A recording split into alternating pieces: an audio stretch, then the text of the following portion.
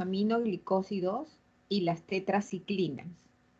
Repito, los aminoglicósidos y las tetraciclinas en unidades 30S de los ribosomas. Y los macrólidos, el cloranfenicol, lincomicina, clindamicina en la subunidad de 50S ribosómica, de tal manera que el ARN transportador del mensaje que viene desde el intranúcleo de la bacteria para la transcripción y la formación de su síntesis proteica no ingresa porque existe un translocado. Para hacer un recuerdo, es necesario tomar en cuenta, como lo había dicho el doctor Luján en su clase anterior, que inhiben la pared celular, la síntesis, los beta-lactámicos, los carbapenemos. Y las enzimas, la GPS, la vancomicina. En la clase que van a estudiar con la doctora Matilde Estupiñán, en la replicación del ADN es la grisofulvina, la ADN polimerasas, actúan las quinolonas y la inhiben la pared en la membrana celular, el polieno, la anfotericina, la nistatina, y polipéptidos, bacitracina y polimixina. El metabolismo del ácido fólico de la bacteria es el trimetoprim y la sulfonamida. Teniendo entonces en cuenta estos parámetros, vamos a dar inicio a lo que significa la tetraciclina. La tetraciclina actúa inhibiendo la síntesis del ARN, que es el transportador para la transcripción de los glucopéptidos de las bacterias en 30S. Entonces damos inicio a lo que son las tetraciclinas. Los representantes de las tetraciclinas son tetraciclinas, clortetraciclina, oxitetraciclina, doxiciclina, demetilclortetraciclina, y estas tetraciclinas van a ser sometidas a una captación selectiva mediante un transporte activo de las bacterias que no poseen las células de los mamíferos. Las tetraciclinas se fijan en forma reversible al ribosoma bacteriano y de esa manera interfieren con el ARN transportador al complejo ARN mensajero ribosómico. De esa manera no actúa y hace como si fuera la rueda dentada sin un solo diente. De esa manera es que no pasa el mensaje de transcripción. Son activas por vía oral, son poco tóxicas y tienen acción bacteriostática a esas mínimas dosis. Se extiende a gérmenes que son inhibidos por las penicilinas. Actúan también sobre Haemophilus influenza, que es una bacteria gram negativa, la Pasteurella tularensis, la Klebsiella pneumoniae, la Shigella, Brucella, Rickettsia, cólera, linfogranuloma venereum, Trachoma trachomatis, citacosis y algunas amebas. Entonces es muy útil para gérmenes gram negativos que están en las vías respiratorias altas y también en gérmenes sistémicos como son la Shigella, la Brucella para la fiebre malta y otras que son muy importantes que son en la Rickettsia y en las enfermedades venéreas. Las tetraciclinas poseen un amplio espectro de actividad frente a las bacterias gram positivas y gram negativas, así como a patógenos intracelulares. Entonces su gama es muy importante. Sin embargo, van a ustedes ver en el transcurso de esta exposición cuáles son los efectos que son negativos.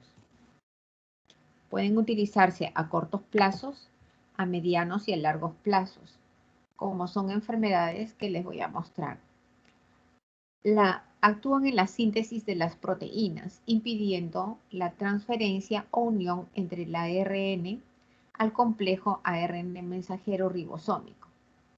Son absorbidas en el canal gastrointestinal, dado que este tránsito es retrasado en todas las oportunidades por el calcio que se ingiere en paralelo por vía oral, llámese leche, llámese productos de queso, o llámese también los productos que son los lácteos como los yogures.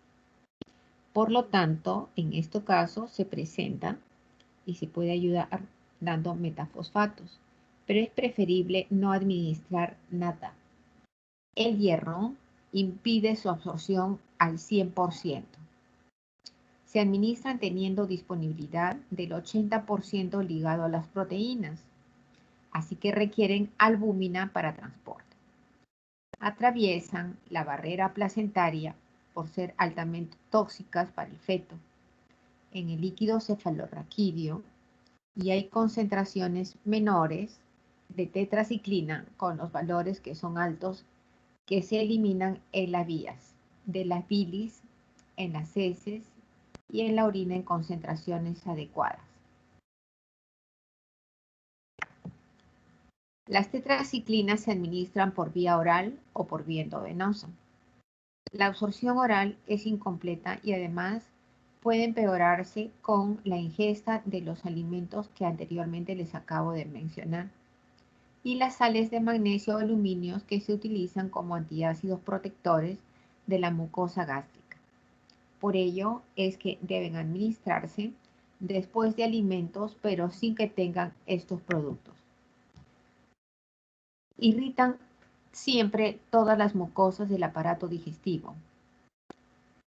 Disminuyen las secreciones intestinales, la pancreática, cambia la microflora intestinal en la porción distal del intestino delgado y primera porción del intestino grueso, modifica la microflora de la boca haciéndola anaeróbica propiamente dicha y de la vagina. Los pacientes deben estar protegidos de la luz solar porque las tetraciclinas se depositan en el tejido óseo, en el esqueleto fetal o en tejidos en desarrollo aparecen una pigmentación amarilla-marrón que son la presentación de quelatos de calcio y es precipitado e irreversible estas imágenes. No se prescribe en la infancia, de tal manera está proscrito en la infancia. La dosis diaria es de 15 a 30 miligramos por kilo de peso y pueden variar hasta 21 días de tratamiento o en algunos casos un poco más de acuerdo a enfermedades especialmente dermatológicas.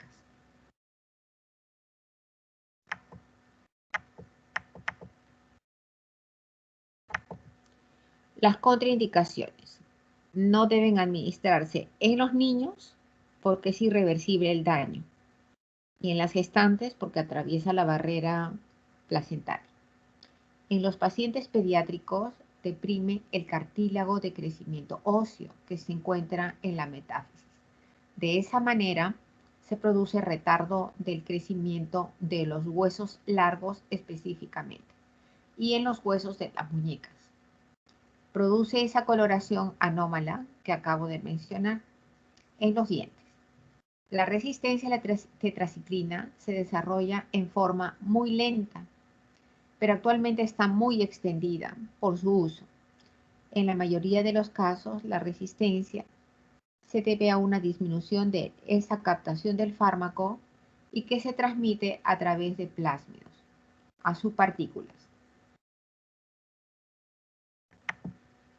Las tetraciclinas, como las actuales, la rolitetraciclina, esta unida a proteínas, es variable de acuerdo a su componente y su dosis. Son bacteriostáticas y pueden ser bactericidas a altas dosis, pero son altamente tóxicas. Atraviesan la barrera placentaria, la hematoencefálica y tienen reabsorción tubular en el riñón. La clortetraciclina es de vida media, corta, de solo 5 horas, Y la doxiciclina, que se utiliza en la actualidad con gran demanda, es de 15 horas.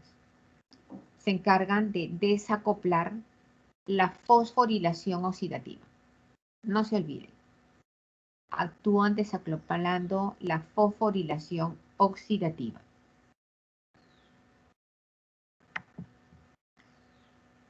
En nuestro medio es muy útil en el acné rosácea. La acné rosácea es una imagen muy llamativa, especialmente en el rostro de mujeres o de varones, que tiene gran componente de tipo secreción purulenta, con gran necrosis profunda que llega hasta la dermis y la membrana basal. En los gonococos, en la disentería, en la enfermedad del cólera, en amebiasis intestinal, en amebiasis hepática, en infecciones periodontales, faringoamigdalitis, bronquitis, neumonía típica primaria y en enfermedades que actualmente se están utilizando en donde existen brotes, fiebres recurrentes, la fiebre Q, el tifus exantemático, el tifus endémico, la actinomicosis unida a otros fármacos y la brucela. La brucela porque llega al hueso para que no quede como portador sano. Las tetraciclinas no se deben utilizar en pacientes con lupus eritematoso. Esto es muy importante. Esto es lo más importante. En pacientes con lupus no se utiliza tetraciclina. Tiene alto riesgo de formación de tumores en algunos pacientes intracraneales benignos y no se debe tomar con retinoides para la piel. Puede utilizarse para inhibir la metaloproteasas que están presentes en tumores y metástasis y esto está en estudio. Estos estudios están viendo la fórmula de cómo puede inhibirse la angiogénesis en el caso de tumores que sean primarios o metastásicos que se encuentren en patología y evaluación oncológica. Aún no se ha llegado a concluir definitivamente cuál es el efecto, pero la angiogénesis es muy importante porque es formación de tejido vascular en tumores en crecimiento.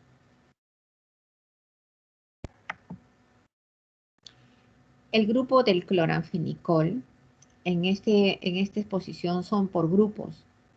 Cloranfenicol inhibe la síntesis proteica porque reprime la síntesis proteica de la unidad 30S. Es de transmisión de aminoácidos activados. Esta sustancia es absorbida rápidamente tras la administración oral o endovenosa. No se absorbe, más bien produce lesiones en las zonas intramusculares.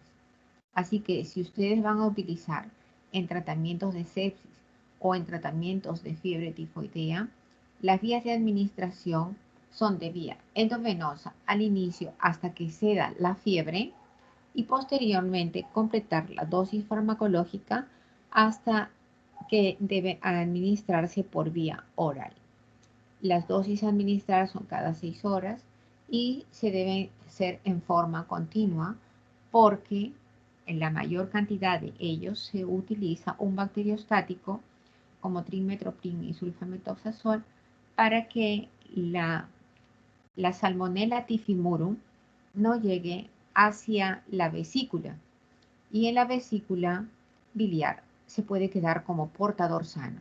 Tan es así que en los controles de las aglutinaciones y del coprocultivo, es el coprocultivo el que indica si se queda como portador sano durante larga data. Este portador sano es específico y tenemos que verlo de que en realidad no continúe. Si en caso persistiera esta enfermedad, la indicación es la colicistectomía. Esta colicistectomía no es profiláctica, sino que está llena de bacterias y puede ser contaminante de toda la población, ya que se elimina a través de la materia fecal. El nivel sanguíneo alcanza las 2 horas en su máximo valor. Existe una rápida eliminación renal y el cloranfenicol desaparece en la sangre al cabo de 8 horas. Entonces, las dosis a administrar futuras van a ser cada 8 horas con el tiempo de vida medio. Este fármaco se distribuye en el organismo penetrando los espacios raquídeos, el intrapleural y la placenta. El tratamiento de gram negativos es especialmente utilizado en las meningoencefalitis bacterianas y en la salmonelosis. La dosis de 50 miligramos por kilo de peso se debe administrar y no debe bajarse esta dosis a 20, 25 o a menos de la dosis. Siempre debe mantenerse. Pero hay que tener mucho cuidado con los efectos adversos que se presentan por el uso del cloranfenicol. Las acciones tóxicas, el tratamiento mayor a los 10 días, aparecen lesiones tóxicas del sistema hematopoyético, la granulocitosis en las series blancas es específicamente a partir de los polimorfos nucleares, de tal manera que existe inmunodeficiencias, inmunodepresión. La púrpura trombocitopénica con sangrados en las encías, y esas tienen petequias, tienen lesiones múltiples de quimosis en el cuerpo, que se observan en la piel. El curso es irreversible hacia la aplasia medular, que es independiente de la dosis a utilizar. Depende de una característica idiosincrática de la persona por la acción del fármaco. El cloranfenicol inhibe la síntesis de las proteínas en los microsomas y retrasa el metabolismo de otros fármacos, como son la tolbutamida, la fenitoína, el ticumarol. Es por ello que se debe tomar en cuenta el uso de estos fármacos en su esquema. En el caso de los prematuros y de los neonatos, que se puede administrar en la sepsis o en meningoencefalitis, aparece lo que se llama el síndrome gris. El síndrome gris tiene meteorismo abdominal, cianosis, colapso circulatorio periférico y es un cuadro grave. Es un cuadro que lleva a la emergencia médica, se retira el fármaco y se da el apoyo de todas las sustancias que van a ser para evitar el colapso circulatorio, el oxígeno, la medición del capnómetro y la evaluación del abdomen. Es por ello que existe la destrucción rápida de las bacterias y puede, como son gram negativas, liberan todas las subpartículas del cuerpo o de todo el interior de la bacteria que se fracciona en endotoxinas, produciendo endotoxemia. Esto es un shock circulatorio mortal a punto de partida de las endotoxinas liberadas por las gram negativas. Debe limitarse sus indicaciones especialmente a meningitis, a salmonelas en todos los casos y en algunas excepciones a enfermedad por Haemophilus influenza. El resto no debe seleccionarse. No debe seleccionarse en ningún momento este fármaco para poder ser utilizado, sino en caso específico y para que no exista resistencia antimicrobiana. El otro grupo importante son aquellos fármacos que son utilizados en nuestro medio y son de gran trascendencia para varias enfermedades, desde la tuberculosis, a enfermedades que sean de la vía respiratoria alta, de las vías urinarias, en septicemias, y en patologías que son de tipo intestinal. Entre ellos están los que se presentan y son los representantes streptomicina, amikacina, neomicina, kanamicina, paromomicina, gentamicina. Alteran la síntesis proteica en los 50S y no se absorben vía tracto intestinal. altera la cóclea y el laberinto con hipoacusia irreversible, de tal manera que se produce como si fuera un trauma acústico irreversible con sordera y que conlleva frecuentemente a dos patologías, a la hipoacusia o a la anacusia y a trastornos en la marcha. El tratamiento futuro sería colocar un implante coclear. El implante coclear y con aprendizaje del nuevo sonido y el ajuste respectivo. Los altos costos de este implante coclear hacen que uno tenga que saber cuánto debe administrar. Los fármacos que se utilizaban anteriormente eran la gentamicina y también se utiliza gentamicina oftálmica y esas dosis dependen de cómo es la respuesta individual de cada uno de los pacientes.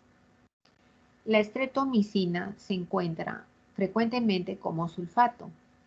Tiene un efecto tuberculostático muy importante y es el esquema terapéutico de primera generación en los pacientes que tienen tuberculosis, especialmente la primaria, donde existe el triángulo de Ranke o donde existe tuberculosis de tipo miliar. Tiene tendencia a producir bacterias resistentes y es válida en los tratamientos de los bacilos TBC. En el segundo esquema de tuberculosis o en los monodrogo o multidrogo resistente, este fármaco ya casi no se utiliza, sino se utilizan otros grupos farmacológicos. Se puede utilizar en patologías de vía respiratoria alta, en la vía de administración es de vía intramuscular, del 30 al 60% se elimina a través del riñón y se elimina cada 12 horas. La diferencia es en las 12 horas siguientes. La dosis terapéutica de la estretomicina en tuberculosis es una vez al día. La dosis adecuada de acuerdo a la filtración glomerular es aquella que ustedes deben ver cuánto de proteinuria en 24 horas se encuentra. Y esa proteinuria es muy importante para ver cómo es su índice de filtración glomerular. El otro punto es la microalbuminuria y la microhematuria. Se reparte en el espacio extracelular, pasa el líquido cefalorraquídeo para lo que corresponde la meningitis TB, llega también al líquido ocular a través del peritoneo y llega al feto. Así que las características de sus respuestas son excepcionalmente monitoreadas, son siempre monitoreadas para que excepcionalmente se presenten pocos efectos adversos.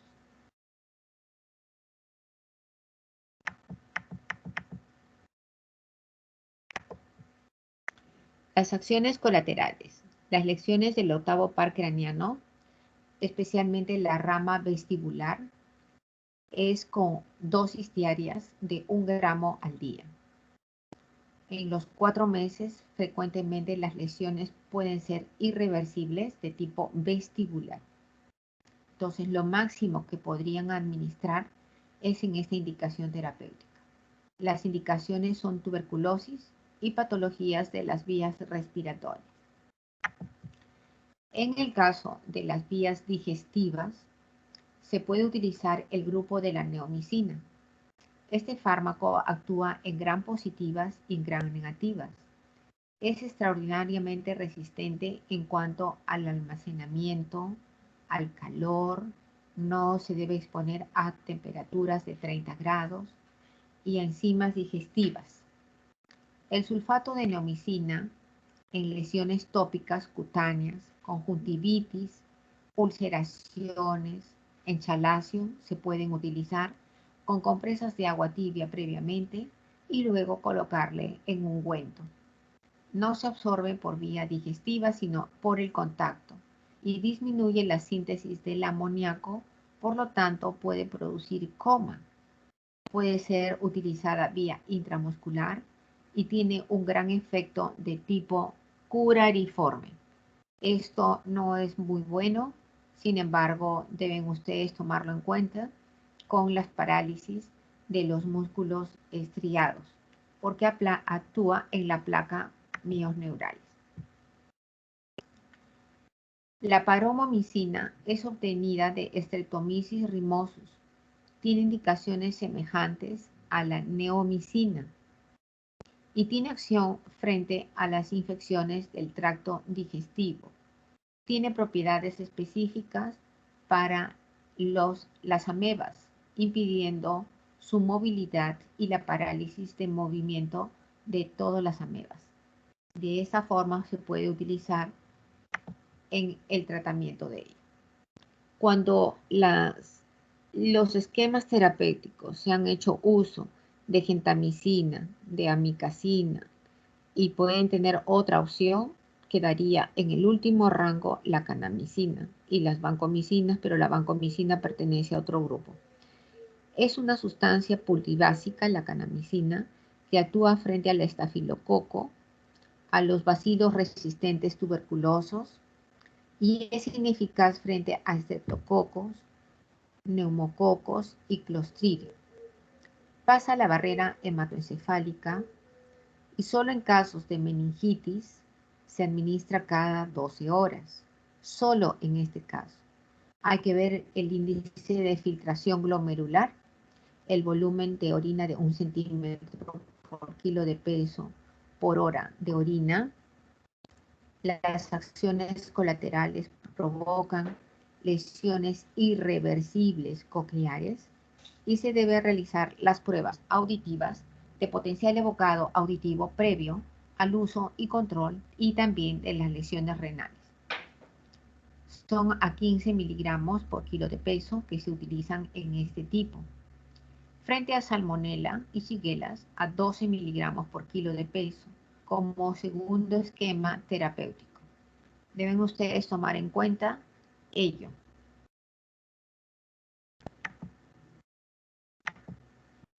La gentamicina tiene un amplio espectro de acción en todo el grupo de los aminoglicósidos y por lo tanto puede controlarse con urocultivos, con hemocultivos y especialmente contra las cepas resistentes a neomicina y kanamicina. Tiene acciones tóxicas. Vuelvo a repetir, todos los aminoglicósidos actúan sobre el aparato coclear y el aparato renal. Se utiliza con buenos resultados en las infecciones debidas a Pseudomonas aeruginosa, pero no es la específica. Tenemos allí amikacina, kanamicina, vancomicina de otros grupos, los grupos de los carbapenenos. La Escherichia coli, que ya está fabricando sus resistencias bacterianas, y las cepas como Proteus, Klebsiella, estafilococos y en las quemaduras, solamente para las curaciones. Pero las quemaduras en la actualidad están dando y la complicación más frecuente son infecciones intrahospitalarias con Pseudomonas aeruginosa.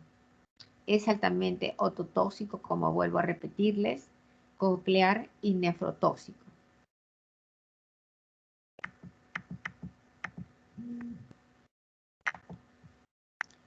El grupo de los macrólidos son altamente utilizados en la actualidad y también hemos utilizado en esta primera etapa de la pandemia del coronavirus. Se puso como esquema terapéutico especialmente la acitromicina. Son antibióticos de anillo macrocíclico o de lactosa, cuyo prototipo y el más utilizado es la eritromicina para los pacientes que tienen alergia a la penicilina. Entonces, todos estos fármacos en pacientes alérgicos a la penicilina son selectivos para ser administrados. La eritromicina, la claritromicina, utilizada en las vías respiratorias altas en pacientes pediátricos o en los pacientes de neumonías que son domiciliarias. La citromicina también en pacientes con neumonías domiciliarias en grupos mayores de edad. La diritromicina, la roxitromicina, la espiramicina, la etdaxomicina en el tratamiento de las diarreas asociadas a este fármaco con Clostridium. Y en pacientes, no se olviden, alérgico a las penicilinas y sus derivados. Actúan a nivel de la zona ribosómica del ARN transportador entre el 30S y el 50S, cuyo microchip no es conocido y no hace transcripción de síntesis bacteriana. Los macrólidos, como la eritromicina, posee espectro antimicrobiano en vías respiratorias altas, las vías respiratorias nasales, en sinusitis maxilar, en los oídos, en las amígdalas palatinas, en infecciones neumocócicas, domiciliarias o comunitarias, en Bordetella pertussis, que son de 30 a 50 miligramos por kilo la dosis que se puede administrar. Deben evaluar el parámetro de control de TGO, TGP, fosfatasa alcalina previamente antes de administrarlo, debido a que produce hepatitis tóxica y la secuela va a ser la esteatosis hepática, la colestasis hepática, y ustedes deben ver, porque el futuro de ellos es que el hígado se convierte en un hígado frigori, quiere decir un hígado cicatricial, en donde ese hígado debe ser en el futuro trasplantado. Otros macrólidos son la oleandomicina y la espiromicina. La claritromicina y la citromicina, ya saben, son utilizados en dosis únicas diarias y estas dosis esperan el efecto. Si es una enfermedad de vías respiratorias altas, solo 3 días. Si es una enfermedad de neumonías, 5 días de vía de administración oral.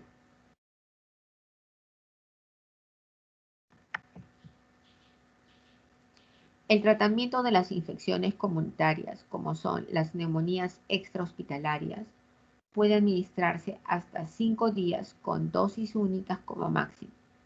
La patología del tracto respiratorio alto, vuelvo a reiterar, dosis única por 3 días. La patología amigdaliana, otitis, faringitis y bronquitis agudas son los fármacos de elección. Existen otro grupo farmacológico que son los cetólidos. Es un nuevo grupo de antibióticos que están estructuralmente relacionados a los macrólidos resistentes, y se tiene la cetromicina, y hay otro fármaco que no es antimicrobiano, pero que se utiliza en nuestro medio para los post-trasplantados, que es el tacrolimus. Reitero, no es antibiótico y se utiliza como inmunosupresor o inmunomodulador, igualmente como la ciclosporina. Hace que no haya rechazo al órgano recepcionado nuevo, y de esta manera se produce el efecto terapéutico específico para continuar con su tratamiento de por vida. La fosfomicina es otro grupo farmacológico que se utiliza en patologías articulares, en las monoartritis infectadas, y actúa en el ARN ribosómico 30S. Es altamente tóxico, hepatotóxico. Por eso las dosis terapéuticas son de 1 a 3 días. En la actualidad se está utilizando tratamientos resistentes hasta la tercera generación de antibióticos de espectro ampliado, y entre ellos tenemos el Monurol en dosis únicas con tratamientos de infecciones urinarias, que son en un solo sobre de 600 miligramos, que van a ser la dosis terapéutica única por la alta toxicidad. Esta dosis terapéutica única es la que ustedes deben modelar y verificar. Quería hablarles, aparte de ello, con respecto a lo que son la síntesis bacteriana que se encuentra en nuestra actualidad. Entonces, recapitulando, los fármacos antibacterianos que inhiben la síntesis de las proteínas son aminoglicósidos, tetraciclinas, cloranfenicol, macrólidos, lincosamidas y ácido fusídico. En el caso de lo que corresponde al ácido fusídico, el mecanismo de acción es un esteroide que impide la fijación del ARN transportador al ribosoma. El espectro de actividad del ácido fusídico tiene un espectro de actividad reducido y resulta particularmente activo frente a bacterias gram positivas. La vía de administración del ácido fusídico es por vía oral o por vía endovenosa. Los efectos adversos secundarios más frecuentes del ácido fusídico consisten en las patologías o las incomodidades de tipo gastrointestinales. Pueden aparecer erupciones cutáneas e ictericia. La resistencia al ácido fusídico se puede producir por mutación o bien por el mecanismo que confieren a las bacterias, solamente a las bacterias, de la transmisión a través de plásmidos de unas a otras. Esto es muy importante. Las lincosamidas se utilizaban anteriormente con gran demanda. En la actualidad se ha visto de que pueden producir efectos que son colaterales, que son también las producidas por respuesta de teratogenia. La clindamicina es en el caso de las lincosamidas que es utilizado en nuestro medio y la lincomicina también. El mecanismo de acción de las lincosamidas es similar al de los macrólidos, por eso su efecto terapéutico funciona en periodos cortos. La clindamicina es activa para los cocos gram positivos, incluidos los estafilococos resistentes a la penicilina y a muchos anaerobios. Las vías de administración de la lincosamida se puede administrar por vía oral y parenteral.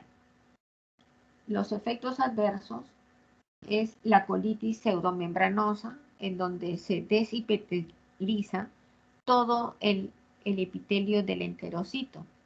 Se esfacela, sale moco y sangre abundante y trastorno de mala absorción de 7 a 10 días, que es el periodo de reepitelación. Luego hay trastornos de mala absorción de lo que corresponde a los lípidos. Luego también tiene dificultades con los almidones o productos grandes de la glucosa. Y lo que debemos preservar es la absorción y la fabricación de las proteínas. El riesgo de desarrollar es muy alto, más que en todos los antibióticos. La clindamicina se utiliza en el tratamiento de las infecciones óseas y esto es muy importante en las osteomielitis, en patologías postquirúrgicas, pero los traumatólogos utilizan cefalosporinas de tercera y de cuarta generación, y las articulares producidas por los estafilococos. Existe un grupo de agentes antibacterianos misceláneos. Este grupo son el metronidazol, la nitrofurantoína, la bacitracina y la polinixina. En el grupo del metronidazol y tinidazol es bactericida. El metronidazol debe ser convertido a un metabolito intermediario que inhibe la síntesis del ADN de la bacteria y degrada el ADN. El metronidazol es un metabolito tóxico intermediario que no se produce en las células de los mamíferos. El metronidazol es un antiprotozoario y también posee actividad bacteriana frente a los gérmenes anaerobios. El metronidazol se administra por vía oral, rectal, endovenosa y tópica. El metronidazol está contraindicado durante la gestación. Los efectos secundarios del metronidazol consisten en cefalea intensa, patologías gastrointestinales. El metronidazol produce reacciones adversas y si hay interacción específicamente con el alcohol. La resistencia adquirida al metronidazol es rara. El tinidazol es similar al metronidazol, pero su acción es más prolongada. La nitrofurantoína se caracteriza por tener acción que interfiere en el metabolismo del ADN bacteriano. Es activa frente a gérmenes gram positivos y especialmente a Escherichia coli. La nitrofurantoína se administra por vía oral. Esta vía se alcanza a concentraciones terapéuticas elevadas en la orina y la nitrofurantoína produce molestias gastrointestinales cuando se administra. En los tratamientos crónicos con este agente puede aparecer complicaciones pulmonares. En raras ocasiones produce reacciones o resistencia cromosómica a las nitrofurantoínas. La bacitracina es un antibiótico natural aislado del Bacillus subtilis. Es un agente capaz de inhibir la formación de la pared celular bacteriana. La bacitracina tiene un espectro de acción similar al de la penicilina y se administra únicamente por acción tópica. Los efectos secundarios es que puede tener absorción de tipo sistémica y es capaz de producir nefrotoxicidad grave. La bacitracina es mucho menos propensa a causar reacciones de hipersensibilidad a las penicilinas. Es raro que aparezca resistencia adquirida. Las polimixinas, aunque este grupo de fármacos se prescribe en forma limitada debido a su alta toxicidad, entonces son bactericidas importantes, son péptidos que interaccionan con los fosfolípidos de las membranas plasmáticas celulares externas y de las bacterias gram negativas.